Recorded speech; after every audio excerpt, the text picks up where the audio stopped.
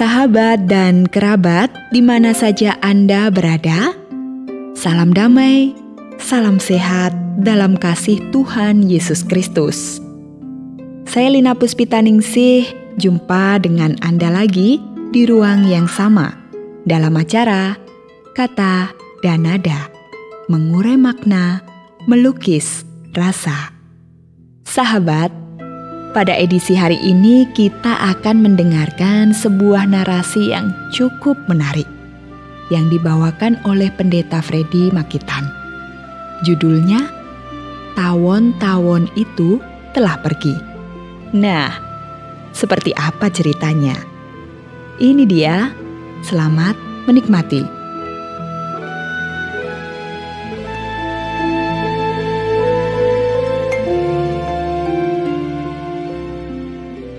Tawon-tawon itu telah pergi. Ya, aku benar-benar gak sadar. Meskipun sudah beberapa kali ada tawon yang masuk ke rumahku, bahkan sampai ke kamar tidurku. Biasanya aku hanya berusaha membunuhnya dengan rasa takut disengat, tetapi juga dengan rasa heran dan jengkel. Dan aku selalu berhasil membunuh beberapa ekor tawon yang nakal itu. Suatu waktu aku sadar juga, ternyata ada banyak tawon bermukim dalam 2 sarang yang dibuat mereka. Cukup besar dan begitu apik pada 2 pohon pucuk merah yang ada di halaman rumahku. Aku yakin sudah bertahun-tahun tawon-tawon itu bersarang di kedua pohon kebanggaanku itu. Pohon-pohon pucuk merah yang rimbun, indah, dan megah itu sejak 9 tahun yang lampau kutanam dan kurawat dengan sabar. Ya, bagaimanapun juga aku harus menghalau semua tawon itu. Juga memusnahkan kedua sarang mereka, agar mereka tidak kembali lagi. Dan satu-satunya cara adalah kedua pohon pucuk merah itu pun harus ditebang, supaya tak ada lagi kemungkinan buat tawon-tawon itu kembali. Kecil harapan kalau hanya memusnahkan sarang-sarang mereka. Apalagi amat sulit menghalau semua tawon itu. Akhirnya di suatu hari Sabtu, pagi-pagi, dengan sangat menyesal dan juga sedih, aku memutuskan untuk menebang kedua pohon itu.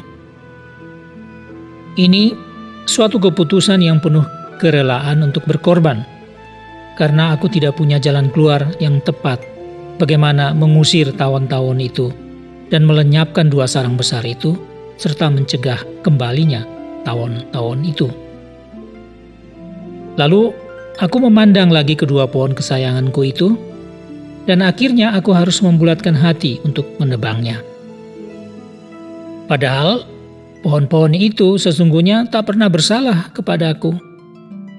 Mereka justru telah menaungi rumahku dari terik matahari, sekaligus menghias halaman mungil rumahku, dan menciptakan sineri yang indah di seputar rumahku buat keluargaku. Ya, memang itulah tujuan dan harapanku sejak awal aku menanam kedua pohon itu. Itulah pohon-pohon yang kutanam dengan tanganku sendiri sejak masih dipelihara pada 2 pot kecil berwarna hitam. Dengan telaten kupelihara kedua pohon pucuk merah yang mungil itu, dan perlahan-lahan menjadi besarlah mereka, hingga menjulang tinggi seakan berniat menembusi langit biru. Sekarang tiba waktunya aku harus take action. Waktu kusulut api di ujung bambu untuk membakar sarang-sarang dan mengusir tawon-tawon itu. Ternyata dengan ganasnya aku diserang habis-habisan. Bagai sebuah perang angkasa tersulut pula, dan tak terhindarkan lagi. Seorang teman yang membantuku ikut tersengat, dan harus melewati 1 minggu kemudian sebelum pulih total dari bengkak dan rasa sakitnya. Oh, kejam juga mereka, tawon-tawon itu. Tetapi akhirnya segalanya selesai. Tawon-tawon itu meskipun dengan ganas menyerangku dan temanku, tetapi mereka benar-benar menghilang semuanya, entah kemana.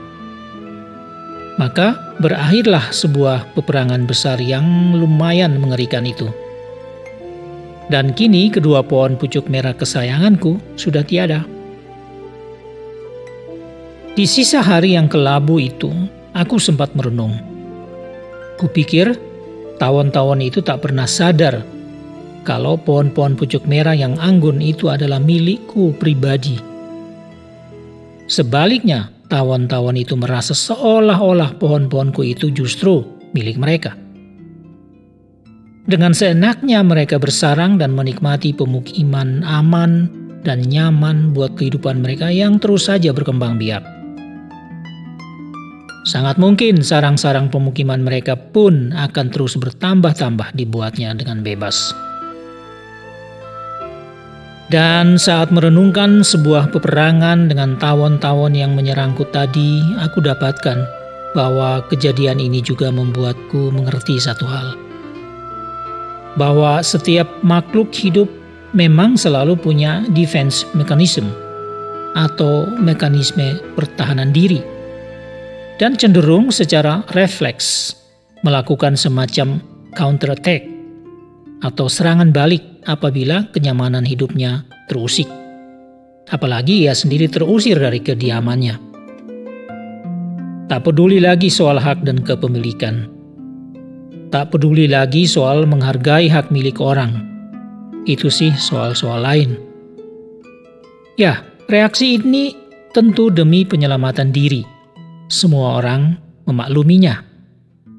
Tapi, agaknya kecenderungan memproteksi diri dengan cara menyerang lawan, ini bukan cuma pada spesies hewan atau serangga, tetapi juga pada manusia. Pada diriku juga tentunya. Ini adalah hak dan kelengkapan pada diri setiap makhluk ciptaan Tuhan yang Maha Kuasa. Dan okelah, sampai di sini aku paham. Tetapi masih ada satu pertanyaan tersisa yang harus dijawab. Sebuah pertanyaan yang mungkin perlu menjadi materi perenungan dalam kehidupan ini. Tawon-tawon liar itu, kedua pohon pucuk merah kepunyaanku itu, dan peperangan di udara antara tawon-tawon denganku beserta seorang temanku, bisa juga menjadi pelajaran buat hidup ini.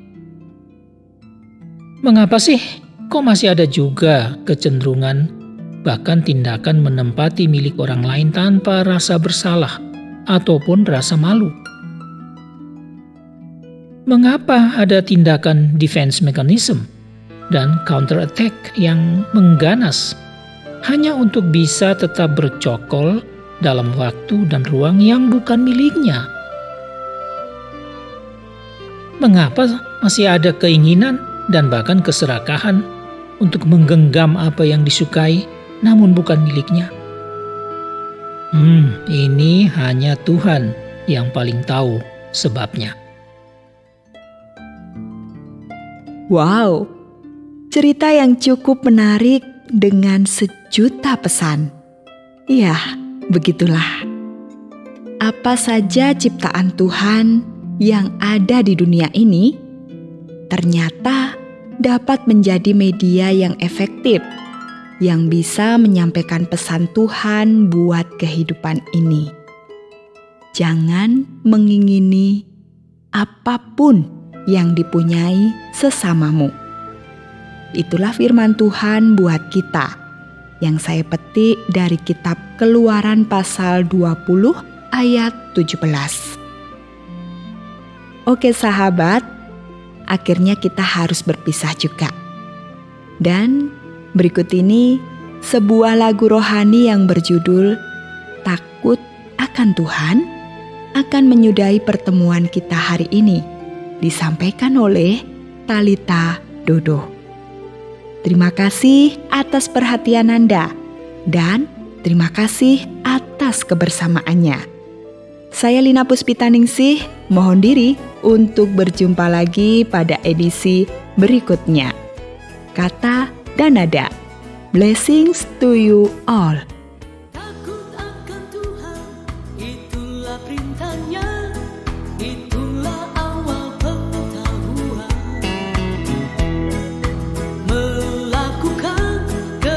Bapa di surga, itulah yang dikehendakinya. Berbahagialah yang kesukaannya ialah firman Tuhan, dan yang merenungkan siang dan malam, hidupnya pasti berhasil. Janganlah kiranya kasih dan setia meninggalkan kehidupanmu. Kalungkanlah itu pada lehermu, tambatkanlah pada loh hatimu. Berbahagialah yang kesukaannya ialah firman Tuhan, dan yang merenungkan siang dan malam, hidupnya pasti berhasil.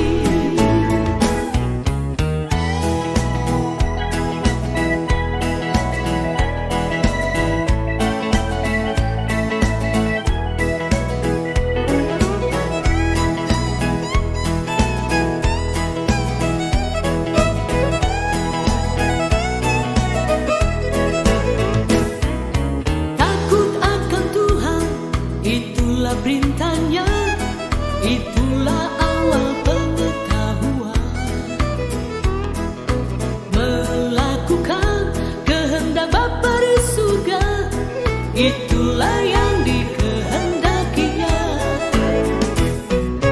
Berbahagialah yang kesukaannya